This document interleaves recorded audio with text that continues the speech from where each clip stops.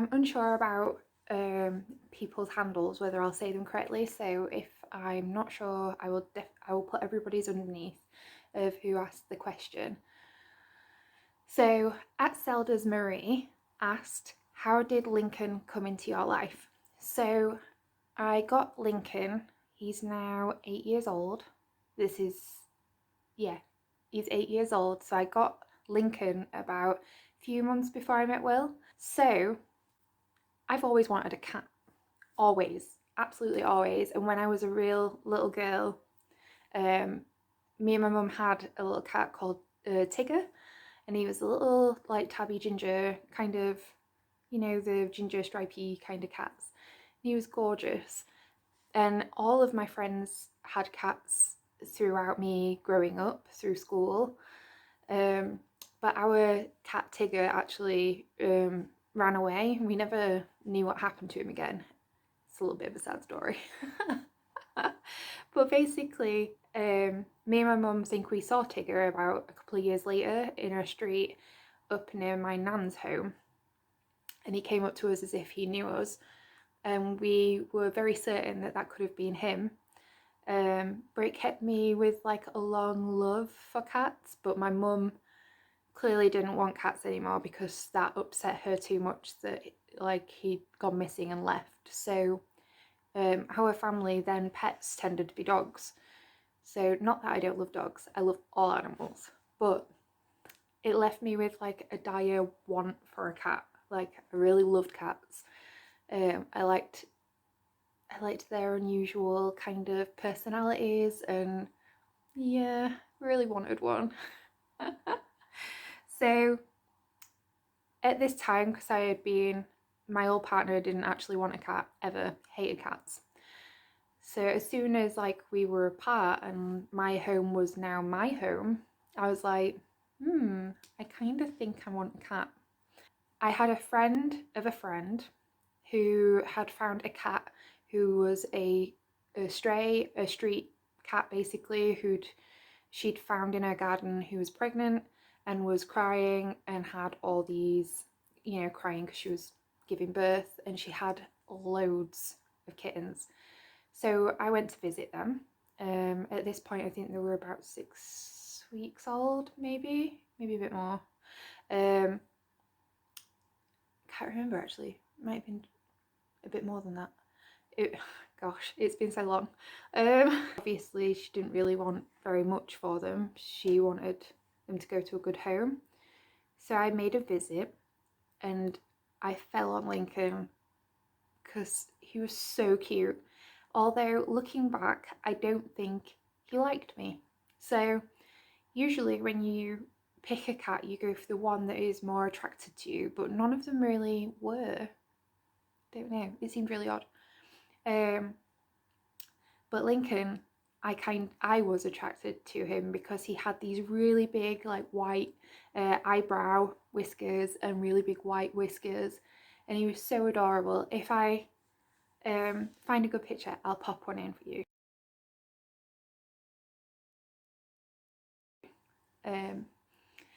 So Lincoln was so super cute. He was tiny. He was like, I could fit him in my hand, in my lap. He was so small. Absolutely adored him. Except for he never wanted to be held, and he still doesn't to this day. So what he was like as a kitten, he's still kind of like as an adult, which is kind of cute and funny. But we know each other really well now, and he kind of has grown to adjust and love me. He's definitely a mummy's boy. So nowadays, like, if people visit, he wants to be with me, and like everybody else could get out. So I kind of find that cute. He's grown to love me and accept me for my human self. So yeah, so basically he came into my life because I wanted some companionship, and I still am so grateful for that companionship, because Will, with his family living further afield, he sometimes goes to visit them, and so when he's away, I actually have my friend still here with me, so that's really nice. So I'm glad I got him. So next question is asked by Rewarding Memories. And best yarn show of the year. Ooh, there was two this year that was my absolute favourites.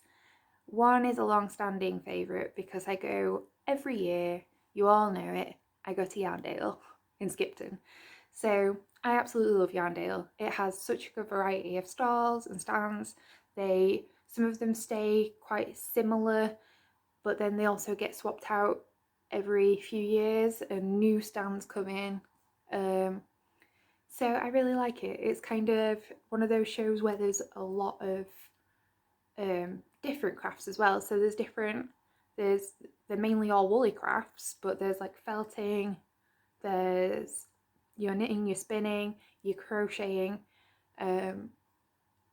felting. Have I said felting? Yeah, I did say felting. Sewing is also a thing, and like accessories and stuff. There's tons and tons of accessories.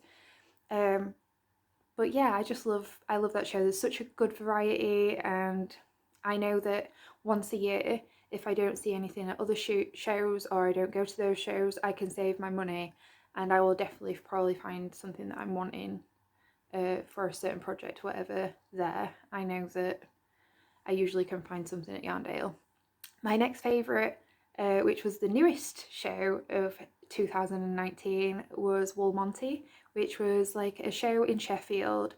I think it was in the FDA arena, and it was really nice and sizable but really spacious. They'd left it quite openly accessible for people with wheelchairs, walking sticks, things like that.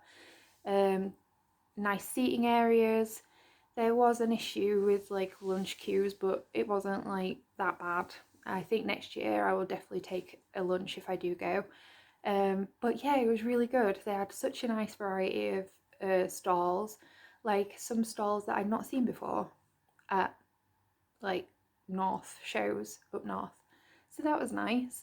So definitely check that one out because it is a really nice show and really not that far away from, if you're in the Yorkshire area, it's not far at all.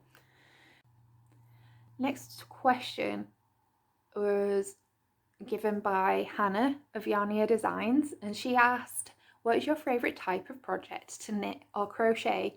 Garments, hats, shawls, socks, etc. Ooh, this one's quite a hard one. I love socks. Socks I primarily have on the go all the time. Usually because if I'm in company, then I can definitely knit on a sock. Like they don't take much knitting thought processes or anything, so I can just whip out a sock and go vanilla on them.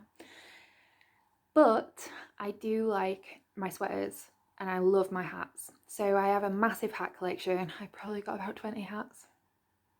I have my favourites, of course, but I do like knitting them as well. They're really fun. They're like a small project like a sock, but they have different details. So they're quick, they're satisfying, and they keep your head warm. So I always have this theory that, like, because I get cold quite easily, that wearing a hat keeps my heat in.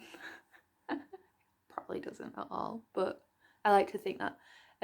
So I absolutely love garment knitting. I love knitting like sweaters and cardigans and things. Those are primarily what I love because everybody likes to wear a new sweater. But the accessories like hats and socks are more my go-to. So they're probably my favourite.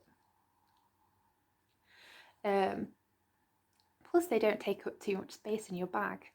So if you go away, you can take like multiple hats and socks. Whereas if you're going away and you're taking a sweater, you could probably only take one.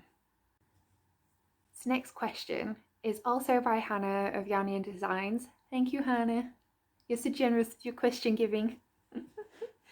So how many projects do you like to have on the go at one time? Well, my sweet number, like the sweet spot kind of number, is about 5. And that's because any more than that, and it tends to stress me out, the projects don't end up being finished. So I usually say about 5, but that's like maybe 2 different kinds of socks, my blanket, maybe a sweater, and maybe a hat project or something. It's like it's more accessories than sweaters. Currently, I have a top, I have a sweater on the go, I have my advent socks and my blanket. I've got a few more whips, but they are kind of in hibernation. I've not got that many, but they are like kind of on the back burner because I haven't fully decided what to do with them. I'm not sure if I'm keeping those. But yeah, I'd usually say about 5. I have had this past year, I had them up to about 10 at one point. So when I did my big like faux down in October, and I had like tons of finished objects all in one go, it was because prior to that I had so many whips and I was like, I need to work on these and get them finished. So I just did that and I got quite a good chunk of them done and I felt really proud. But yeah, keeping them down to a minimum can be quite hard depending, because I cast on depending on my mood, and I usually knit on certain projects depending on my mood. So if I'm just wanting to relax and chill out, then socks tend to be the thing. If I want something, if I'm excited about something, then it doesn't matter what mood I'm in because I'll knit on that. But sometimes depending on like if I need distraction, then I'll cast on something with more cables or colour work or something intricate to keep my mind busy so that I'll be able to block out other things. But yeah, projects I like to keep a good like maybe 5, half a dozen. It seems to be doable. I think like I have like a couple of months turnover if I have like a 6 projects ish. Like I can usually finish those within a couple of months, so that's not so bad.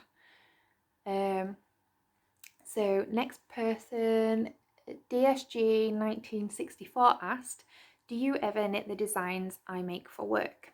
So this is a good question. So I do design for work, but I haven't recently. So when I first started, I started working for Sirdar 9 years ago, and I primarily am a pattern writer. So if you weren't sure what my job is, I actually write knitting patterns for a living. So we get schematics and measurement sheets with details, and we have a size chart and things, and it gives us all the details that we need. We get samples of like the patterns and such, and we have to calculate and make them into a sweater. So my job is kind of a knitting, I'm a pattern writer, knitting technician, I'm all sorts. But I have freelance designed for my work. I've been probably working there maybe about 3 years, and I did a design for them, and yeah, I was really happy with it, but I didn't end up actually knitting it. I didn't make it, but only because that one wasn't really my style, but I thought it could be other people's, which is why I made it. I think doing design, you have to think whether you would wear it, or 2, whether other people would wear it. It's not always a case of what's your style. So and even though it was nice, I don't think it was kind of my style. So it was kind of more what was in fashion at the time though. I knit designs that I do that are more for me. So the designs that I've put up on Ravelry, like my oak crest hat and my high hat bees, those are patterns that I kind of really enjoy making. My oak crest hat was the design that I did for Pom Pom Quarterly, and I really loved making that from start to finish. In fact, it didn't even take me long to do. I think I'd designed the sample, written the pattern in a week, and I think they were stunned because they sent me the yarn, and like a week after I'd got the yarn, I was sending them the sample back. Like I'd done quite a quick turnover. But yeah, I really enjoyed doing that one, and I wear that one all the time. So yeah, it's not that I won't knit like the designs that we do at work, like some of them I have done before, but the particular ones that I've done for work have been more catering for have been ones that have been to cater for customer base rather than anything else. But yeah, I do enjoy doing it though when I get to. So at fishgirl182, which is Twee of the Twisted Stitches podcast. Hey, my buddy. When did you start knitting? Seriously, more than just once in a while. So I first started knitting when I was a young girl and my nan taught me, but that wasn't serious. So seriously knitting, I'd probably say I was about 20, so 12 years ago. I'd had a bit of a struggle with mental health, and I needed something to like take my mind off it and take the edge off of what I was like dealing with. I was suffering with depression at the time, brought on by dealing with anxiety for such a long time and not actually knowing where it was or how to get help. Lincoln's coming to join me. Hey, me. So knitting, I was advised by my doctor to get some hobbies basically, and I didn't have very many at the time. I think I'd had a little bit of like, I think I did more painting and things and drawing, but I didn't really have any serious hobbies. And at the time the doctor says, have you ever thought about taking up knitting? No, I hadn't, but I did like fibre and I liked like fabric, like textile arts. Did like sewing because I used to cross stitch when I was younger, and I loved sewing things, so I decided to have a little bit of a dabble, and I got myself some acrylic cheap yarn to have a go with to start with. Really enjoyed it. The first project that I knit was like a cabled coat, and I only managed to knit like the back piece of this cabled coat. Got it all the back done perfectly fine. Ran out of yarn and the store discontinued it. So I never ended up with the cable coat, but it was my start into enjoying knitting. So seriously, I think a couple of years after that, I probably really got into knitting because I found Ravelry. I started digging my heels into loads of patterns. I really wanted to make my own and be writing them. I really enjoyed like figuring out how to like, you know, write instructions, and I probably didn't pick it up quite as quickly as I wanted to, but I really enjoyed it. I was passionate about it, and it's probably the first hobby that I really got into that I was dead serious about. And so far, it then got me my job. The next question, also by Fishgirl182, is what's my favourite Christmas movie? I have a few. Real favourite, like long-term favourite, has to be Muppets Christmas Carol. If you're talking Christmas, like really Christmassy movie, has to be Muppets Christmas Carol. Makes me laugh. It's silly, it's cute, and it's just a good retelling of A Christmas Carol. I really enjoyed that one. Pop culture-y Christmas films, the ones that like really kind of a setting like Christmas times. Gremlins. I love Gremlins. It's one of my favourite films. I love Gizmo. If you watch my podcast or my Vlogmas, you've probably seen or witnessed a Gizmo in the house at some point. I have a few. So Gremlins is probably one of those films. Last year we went to see, was it last year? Yes, we went to a picture house cinema. Got to see a Q&A with Billy. Oh, what's his name? Anyway, and he was there and he answered people's questions and things, and that was really fun. But yeah, that probably is one of my favourites. I know that Twee's favourite is Die Hard, which, yeah, that's also really good. Like Bruce Willis. But that is such a cool action movie. So I do like Die Hard. And the next question is Sonzi.p, I think that's how you pronounce it. She asked, what are you looking forward to most in 2020? Ooh. I'm planning to make like more sewing, so that that I'm looking forward to. Don't have any real major plans in 2020.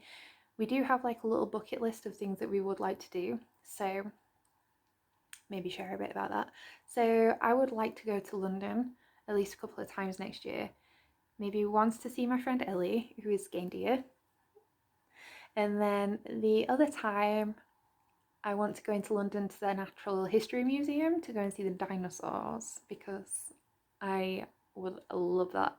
I'm a really big dinosaur fan, so like Jurassic Park. Love Jurassic Park. Always been into dinosaurs since I was a kid. I used to have books on like archaeology, on different types of dinosaurs, and the whole like history of how they began and all that sort of thing. Used to love watching like Walking with Dinosaurs, which has aged so badly. That was like when it first came out. But I love anything dinosaur related, so I would love to do that next year. The other thing as well is that we have a visit planned to go and see the Bubble Car Museum, which I really want to go see. I have a little thing about little bubble cars and I would love one. They're super expensive. I can't drive, but if I could, that is my dream car. I think I would want a bubble car. They are awesome.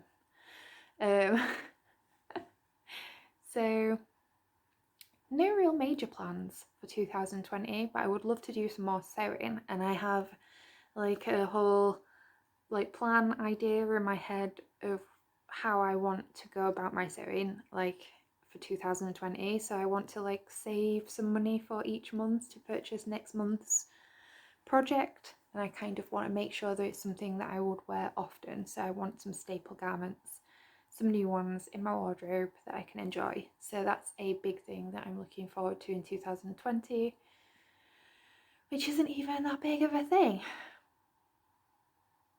Oh well. Anything else in 2020? Getting to know my nephew a little bit more. So next week I get to meet him for the first time, so I'm really excited about that. So obviously next year I would like to go and visit him a little bit more throughout the year. Maybe have like a couple of days there, here and there, every few months or something, so that I can see him and not miss out completely, being a northerner. But yeah, otherwise just looking forward to the year in general, because I'm hoping that good things happen and I have lots of fun things going on, and hopefully lots more knitting. So that's it for the questions. Thank you very much for coming by on my stories and asking those little questions. I hope they've been entertaining enough for you and that you've enjoyed this little mini Q&A episode. If people have any questions in the future that they would like to ask, please do come over to the Killtocraft podcast group on Ravelry. Feel free to ask them there, or if you want to come by the YouTube channel and just pop them below, and I will add them to a little list, and I can do this again sometime. Do not be shy. If you have any questions for me, I would look forward to answering them. Other than that, I'm going to love you and leave you and let you get on with your evening, and I am going to get on with some knitting because I haven't done it yet and it's nearly like 10 o'clock. Thank you very much.